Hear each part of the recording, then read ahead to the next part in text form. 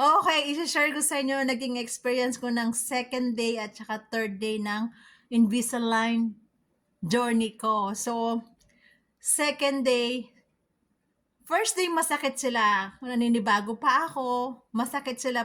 Second day, masakit sila. Parang naranasan niyo na yung masakit na ngipin. Grabe, ang sakit. Sabi ko nga sa asawa ko, parang mas masakit pa to sa C-section ko. So, ganitong tsura nila.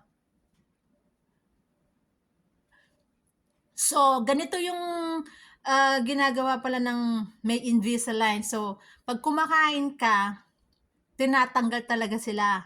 Hindi sila pwedeng gamitin pag kumakain. So, every time nakakain, tatanggalin mo sila.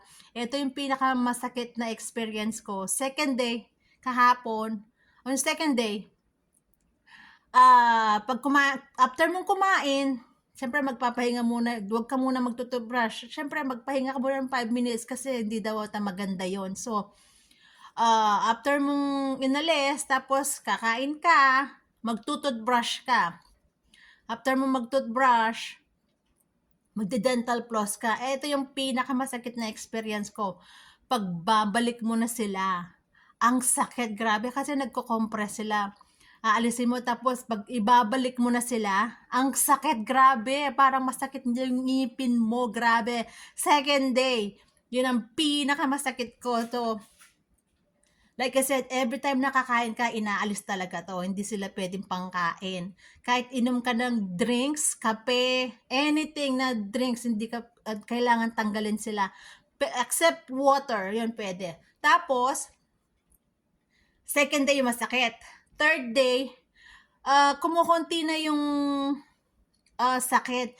Pero masakit pa rin sila. Yung pinakamasakit nga yung pag binabalik mo sila, tatanggalin mo, tapos ibabalik mo sila, yung masakit, talagang parang natatanggal yung ngipin mo. Grabe, ang sakit.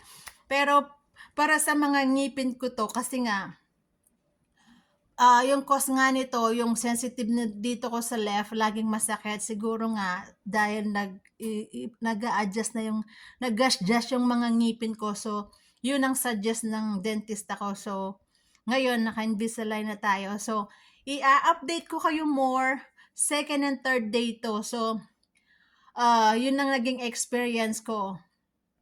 So, isi-share ko, ito yung panglinis ko, hydrogen peroxide, tapos ito yung pangtanggal ko sa, ganito yung pangtanggal.